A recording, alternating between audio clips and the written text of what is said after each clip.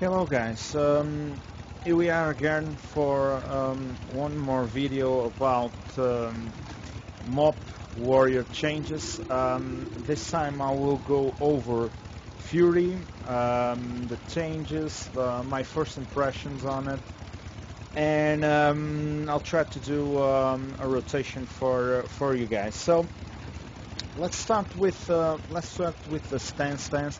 Let's start with what we need to know about the stances. I've gone into it over the basic stuff, but it's important to remind you of battle stance and berserker stance changes for the for Fury as well. So let's go. We have battle stance now. An aggressive combat stance increases damage done by 10%.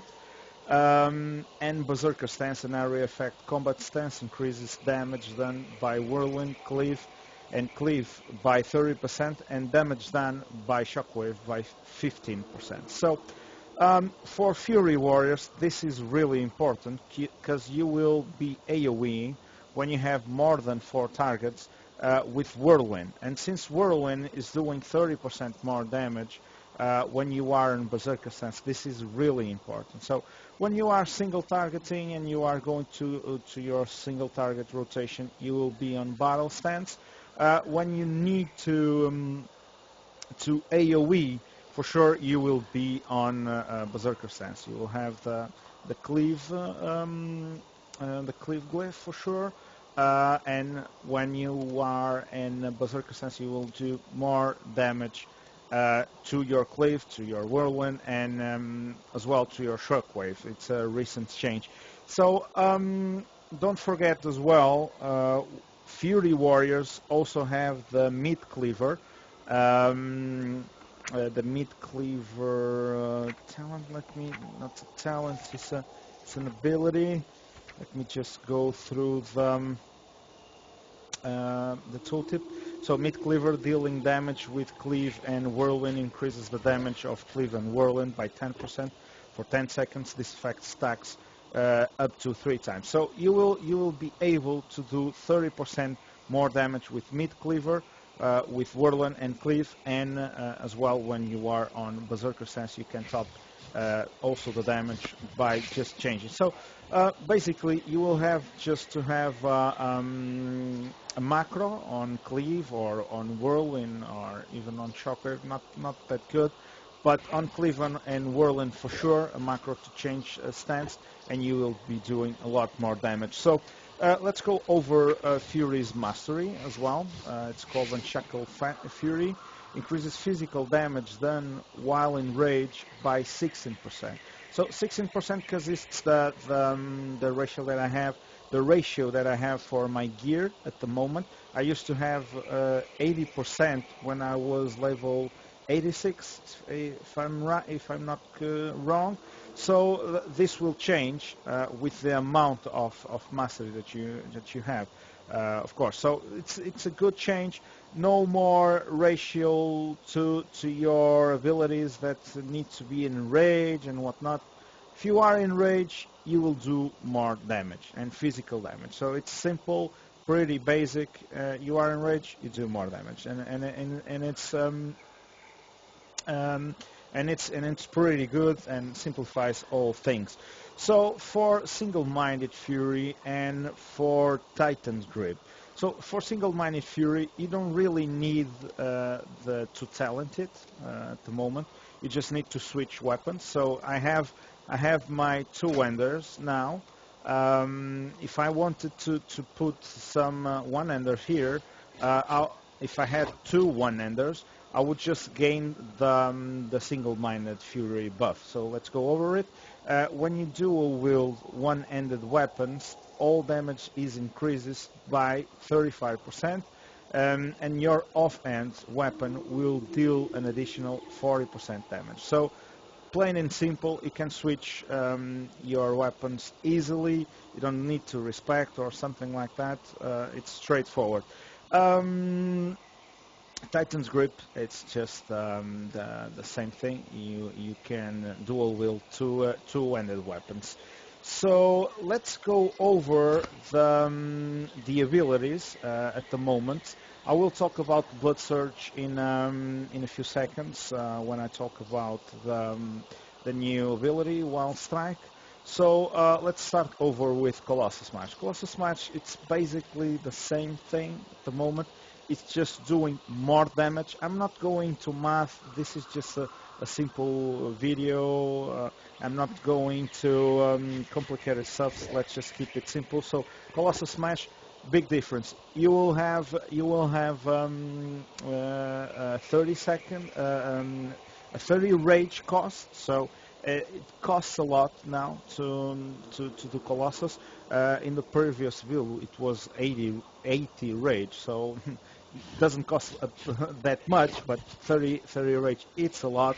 So you will be needing to rage manage your warrior in order to do all the globals in a perfect way. So 30 rage, it's on a 20 seconds cooldown still, and it does a bit more damage. So another big change to Bloodthirst. Bloodthirst, it's on a 6-second cooldown, and instead of costing 20 rage now, it will give you 10 rage. So it generates 10 rage. So for the rotation, it's pretty important as well. Big change here. So you don't have the cookie cutter rotation 3-3-3-3.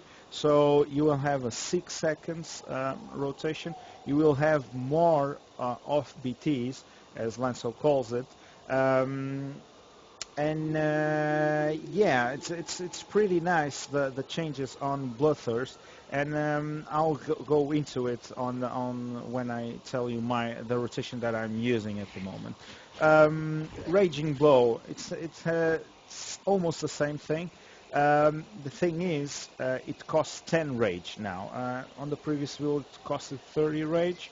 On Cataclysm, it costs 20 rage. Now it's costing 10 rage, and it's a pretty important change on the rage cost here, because if it did cost the same of Wild Strike, for sure you wouldn't even use Raging Blow, because Wild Strike it's simpler to use, and it does a lot more damage. So now you will have to be in rage anyway. It's the same deal. 6 seconds cooldown, same deal, no change there.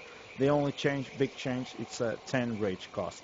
So, and now the big ability, the thing that you will be looking for to spam, because it does loads and loads of damage. So it's Wild Strike. Wild Strike, let's read the tooltip real quick. A quick strike with your offhand weapon that deals 270% weapon damage plus some damage. Causes mortal wounds on the target. Mortal wounds is just like the mortal strike debuff.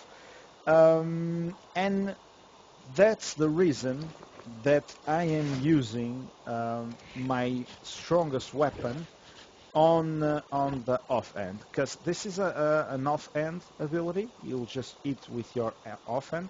So the biggest upgrade, the best weapon that you have, the weapon that you need to have the proc, in the case of Gerthalak, for instance, you will be using it on the offhand, because you will be spamming Wild Strike. You just need rage for it. So a pretty big deal, this ability. I'm really liking using it, and for now it has a pretty good relationship with Blood Surge. So now we will go into Blood Surge.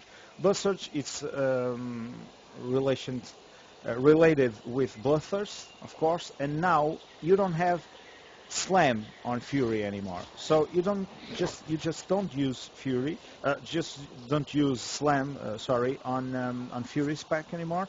It's replaced by Wild Strike. And let's see the tooltip for Blood Surge. Okay, it's still a proc. Your Bloodthirst each have a 30% chance of lowering the global cooldown to 1 second and reducing the rage cost by 20 of your next 3 wild strikes. So you will have 3 wild strikes with 1 second global cooldown, and they will cost 10 rage. So this is a pretty big deal. So Blood Surge is not just a thing to use on the off BT that you don't have Raging Blow. Blood Surge now allows you to do a lot of damage. So, and this will have loads of implications because of rage management.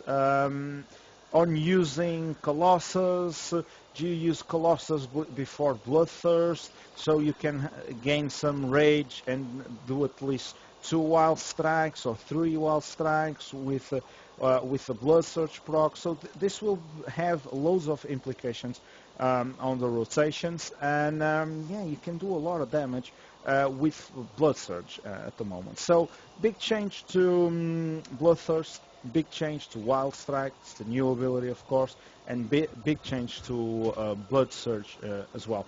So in regards of the rotation, I will just talk about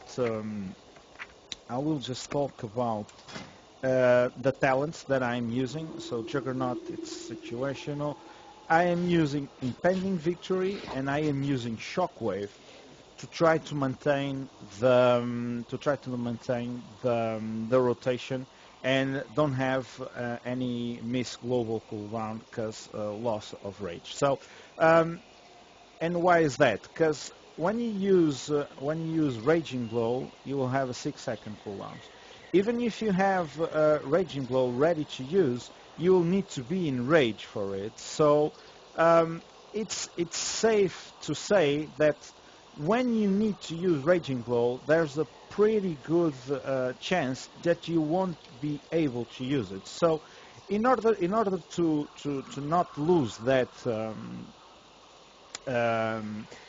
that global cooldown, since you will only use Raging Blow if you don't have 30 rage, so you cannot use Heroic Strike, because Heroic Strike is the same deal. You will need to have something to do there. So you can either shout, you can either Shockwave, or use Impending Victory. So Shockwave is free. Impending Victory has a 10 rage if you haven't killed anything before, and the shout is just used as in Cataclysm. So how do